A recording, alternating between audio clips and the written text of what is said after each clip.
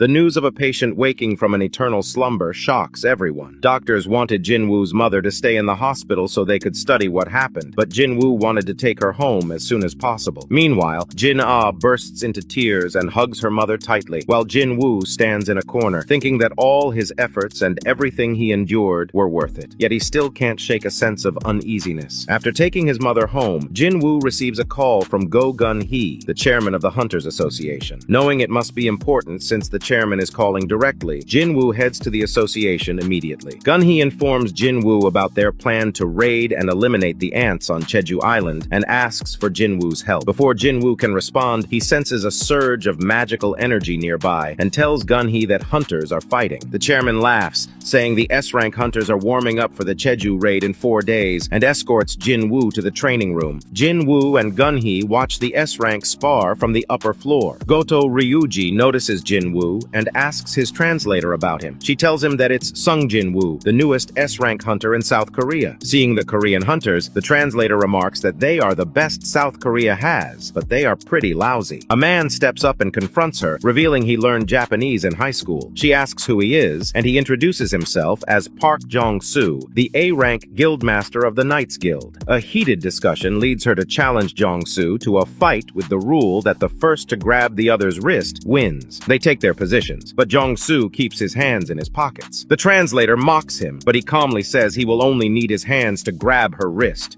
She charges at him, but Jong-soo easily kicks her away. Angered, she leaps at him with full force, but he grabs her wrist, saying, "You're too slow, lady." Seeing the fight, Goto requests a spar between the S-rank hunters under the same rule. After seeing Jinwoo's strength firsthand, Goto wanted a one-on-one spar with Jinwoo. Jinwoo was eager to test his strength after the Demon Castle, and the two of them faced each other. Before the fight, Goto tells Jinwoo there's an S-rank healer present so he can go all out. As Jinwoo readies himself, Goto attacks immediately, but Jinwoo dodges it effortlessly. Seeing his attack fail, Goto gets frustrated and decides to kill Jinwoo. Jinwoo notices a system notification and catches Goto's hand, realizing he might get an emergency quest if things go too far. Instead of ending the match right there, Jinwoo decides to have some fun, thinking, "Where's the thrill in that?" But Cha Hae-in and Baek Yoon-ho step in to stop Jinwoo, while Minoru and Kei throw up an ice shield around Goto, bringing an end to the fight. As the practice wraps up, Jinwoo reflects on the strength of S-rank hunters like Goto, Cha Hae-in, Baek Yoon-ho, and Gun-hee, noting none have sensed his hidden shadow soldiers. He then inquires about the Jeju raid as Hanakawa calls out to a shocked Goto. The S-ranks agree to a spar, adding some extra conditions for winning, such as touching the opponent's back or knocking them down to win, and making it a 4-on-4 team battle. The fight kicks off, and the training hall gets trashed in seconds. Seeing the destruction, Gun-hee says that the training facility has been fortified with the greatest magic gems, yet the S-ranks have already made quite a mess in just a few seconds. Atsushi, a Japanese hunter,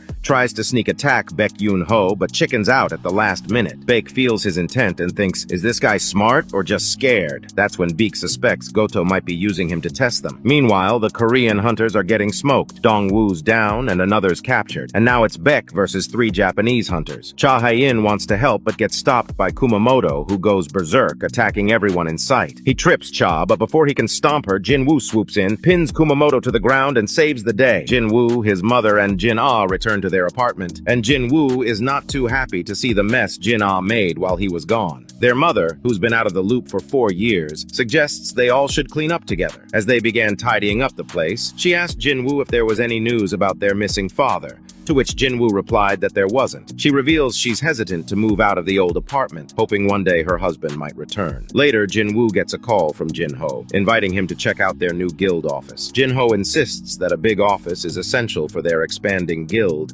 and mentions a foreigner who's looking for Jin. While they were in the middle of talking, Jinwoo took off, swapping places with one of his shadow soilders. In the next moment, we see a man harassing a woman, but Jinwoo appears behind him and saves the lady, telling the man to turn himself in before midnight if he wants to live. Meanwhile, we learn that Jinwoo is not participating in the Jeju raid, and the rest of the hunters have left for the raid. S-rank hunters are flying towards Jeju Island, while the support staff and other hunters are already deployed there. To make this raid successful, every hunter, active or otherwise, regardless of their rank, has gathered near the southern coast of Korea to prevent any surviving ants from attacking the mainland. Each defense force is led by a B-rank hunter, supported by C-rank and D-rank hunters. The chairman was feeling confident about their chances chances, and even allowed the raid to be broadcast live on TV. As they fly, a cameraman introduces himself to the S-rank hunters. Dai questions the risky decision, but Dong-wook reminds them that it's their duty to protect people, though he warns the cameraman that his safety isn't guaranteed, to which cameraman, an A-rank hunter, assures them he's used to danger. In the helicopter, Beck gets surprised to see Byung-gu participating in the raid, to which he replies, teasing Beck that he came to ensure Beck wouldn't die first on the battlefield since he pounces every time he sees a beast. Dong-wook announces the start of the raid as they prepare to face the island's horrors. The Jeju Island raid has begun. Korean hunter Choi Jong-in leads the attack, creating a flame wall to block the ants from escaping the tunnel. Meanwhile, Jinwoo finishes his daily 10-kilometer run, and while he was wrapping up, he noticed the unusual emptiness around the park. He guesses that the Jeju Island raid must have started, but he trusts the hunter's skills and sees no point in watching. Inside the cave, the Korean team encounters even more evolved species of ants, seeing an empty lair and only eggs laying around. Byung-gu questions if the queen is really there, but Beck reassures him that the ants wouldn't flee. Meanwhile, Team Charlie has defeated the nearby ants, but Kenzo is wounded. In the process, Akari offers to heal Kenzo on one condition, but before she can act, ants suddenly appear and decapitate her. In an instant, 3 other S-rank hunters are taken out. Kenzo yells in desperation, realizing the creature is close by, but he too loses his head. The battle inside the dungeon reaches its climax as the hunters confront the queen's royal guards.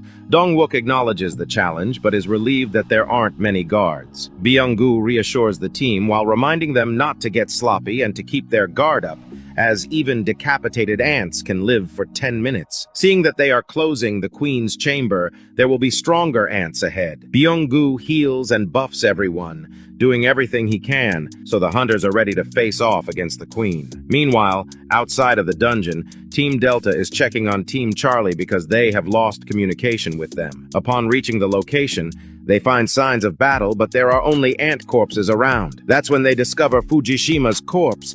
But before they can understand what's going on, an unknown creature attacks them from the shadows. In the tunnel, hunters have found the queen. Seeing their enemy in front of them, Beck and Choi decided not to hold back anymore. The battle on Jeju Island rages on as hunters have defeated half of the royal guards. And to take care of the rest, Cha Hai-in uses provoking quake to distract the remaining guards, buying time for the S-rank tanker to reach the queen. The live broadcast of the raid has captured the nation's attention, with viewership hitting record highs as people eagerly watch the elite hunters tackle the S-rank gate. Meanwhile, in the cave, hunters have taken out all the royal guards, and now it's only them and the queen. All of them attack the queen at once, but the queen retaliates with acid, burning the hunters.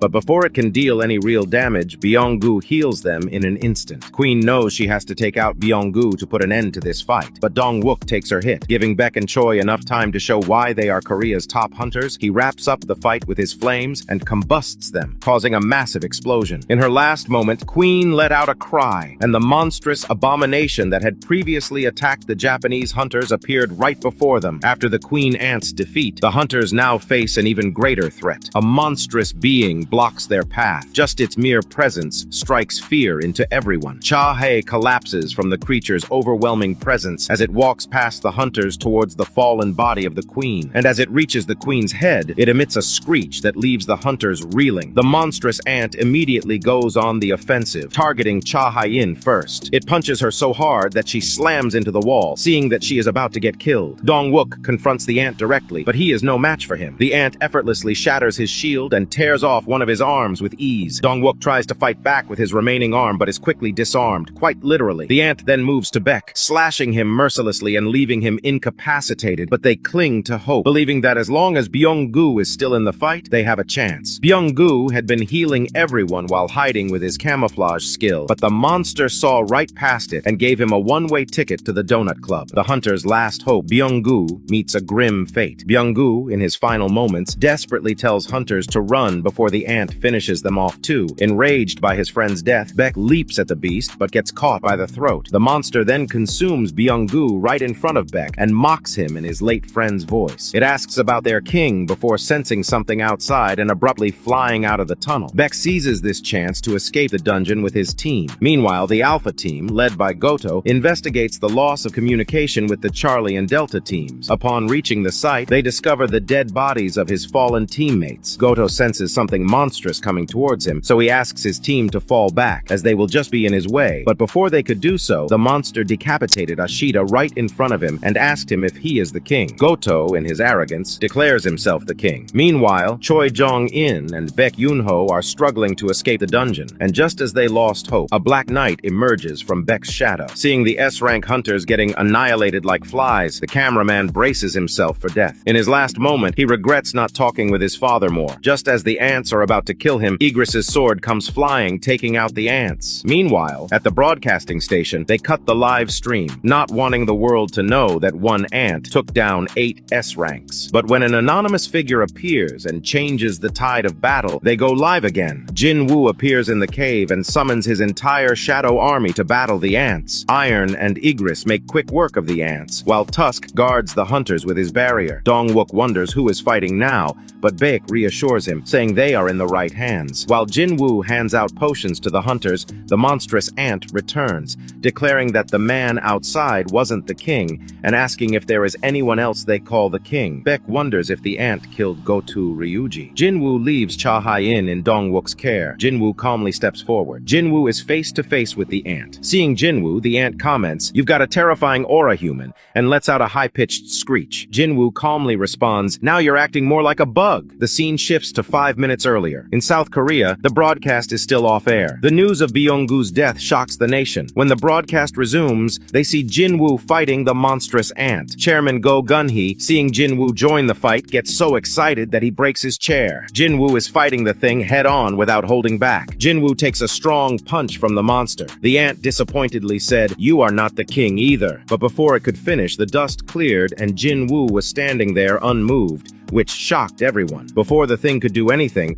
Jinwoo used his commander's touch skill and punched the ant, bringing it to its knees, before sending it off, flying to the wall. Jinwoo, seeing the thing survive the blow, seems irritated. As the fight between Jinwoo and the ant rages, both of them punch each other simultaneously, causing a shockwave that makes a mess of the cave. After getting slammed to the wall, the ant, in disbelief, mutters, "Impossible! He cracked my exoskeleton!" Just then, Jinwoo appeared in front of him, delivering another powerful punch. Not being able to see his future waifu in pain, Jinwoo wants to end the fight quickly. However, the ant slices Jinwoo's cheek with its tongue, poisoning him. The pain spreads through Jinwoo's body as the monster taunts, "You seem to be having trouble, human." It launches its claws at Jinwoo, but Jinwoo grabs its wrist and slams it into the wall again. As Jinwoo gets up unscathed by poison, we learn that Jinwoo has the ability to read emotions. The monster was happy when Jinwoo was down, but now feels nervous after seeing his poison fail. Realizing it can't win in a battle of strength, the ant sheds extra weight, hoping to overwhelm Jinwoo with speed. It launches a high-speed attack, but Jinwoo counters easily, making the ant even more anxious. Seeing nothing working against Jinwoo, the ant decided to summon his army. After being overpowered by Jinwoo in every way possible, the Ant King thought he had a chance of overwhelming Jinwoo with numbers as he summoned thousands of ant soilders. Jinwoo laughs at his naivete and commands his army to come forth. The clash was brutal, with Ygriss, Tank, and Iron leading the charge and swiftly cutting through the ants. Jinwoo then summons Tusk. Tusk transforms into a giant and unleashes the hymn of the fire dragon, blasting through the mountain and leaving the hunters in awe. Taiyu is shocked by Jinwoo's power, while Dongwook compares Tusk to a devil. Ant King sees itself bested by a mere human question about how he thinks to himself. "I was born to be the king. I had the ability to grow stronger, so how is he stronger than me?" Seeing Jinwoo approach him, he wanted to flee. He tried his best, but Jinwoo wasn't going to let him. As he attempts to flee, Jinwoo slams him to the ground, mutilating his already beat-down body and then finally finishing it off. At that moment, Baek Yoon-ho calls out to Jinwoo, pointing to the severely injured Cha-hai. With no other choice, Jinwoo decides to summon Byung-gu as a shadow. Jinwoo calls forth the S-rank healer, Byung-gu, leaving everyone in question about what his true powers are. Byung-gu's shadow immediately heals Cha-hai, without any command showcasing his inherent kindness. Jinwoo comments on Byung-gu's warmth, and Baek, with his hand on Jinwoo's shoulder, asks him not to force Byung-gu into battles as he dislikes killing. Jinwoo acknowledges the request and cancels Byung-gu's extraction, allowing him to cross over to the other side in peace. The raid comes to an end, and the hunters head to the helicopter, but Jinwoo decides to stay behind, telling Baek there are still things he needs to take care of. Jinwoo summons Kaisel to clear a path for the helicopter. Jinwoo went back inside the cave and decided to put an end to the ant chapter. He takes out the eggs with the help of the Demon King's longsword that was lying around in his inventory. Jinwoo had leveled up quite a lot now that he was at at level 100. Only one thing was left. Jinwoo says, "Arise," to summon the Ant King as a shadow. Now a general kneels before him. Jinwoo summons the Ant King as a shadow, but is shocked by its rank. Jinwoo, thinking to himself, Igris, his strongest shadow, has only elite knight rank, but Ant King surpasses that, leading Jinwoo to suspect the next rank is general. As Jinwoo prepares to summon the Ant Queen, he hears a voice from the Ant King's shadow asking for a name. Surprised by this, Jinwoo asks how the shadow can speak, and the Ant King explains that it's always been capable of speech because the only difference between Baru and others was his rank. This makes Jinwoo wonder if others will be able to speak once they level up. He names the Ant King Baru, and then turns to summon the Ant Queen. However, summoning the Queen causes a strange reaction. Jinwoo notices that it weakens his bond with the other ant shadows. Concerned, he asks Baru what's happening. Baru explains that the Queen naturally controls the ants, causing them to gravitate toward her leadership. Jinwoo cancels the summons, deciding he doesn't need 2 commanders in his army. Afterward, Jinwoo asks Baru how many enemies remain. Baru estimates 4,000 ants are left. Not wanting to drag out the battle, Jinwoo asks Baru if he can handle the rest. The ant extermination mission drags on for 2 days as the surviving ants flee to mainland China. Determined to eradicate every last one, the Chinese government deploys their top hunter, Liu Zhigang. Liu easily wipes out the fleeing ants, but finds the task boring, wishing he could have faced the powerful ant that Jinwoo had battled. On the 3rd night of the Jeju Island raid, the Hunter Association sends hunters and a cleanup squad to collect mana stones from the dungeon. As they arrive, they encounter a few remaining ants and quickly take care of them. However, during the fight, 2 mysterious figures emerge from the shadows, speaking in an unknown language. When the hunters demand to know who they are, one figure simply snaps his fingers, causing the hunters to pass out instantly. The beast-like figure then questions the blue-skinned one about what he's doing, but the blue one dismisses it, saying he doesn't want to cause a commotion. After assessing the situation, the blue figure states that the hunt will continue as planned. As he opens a gate to leave, another monster says, "One of them is here. Should we take care of it?" The blue one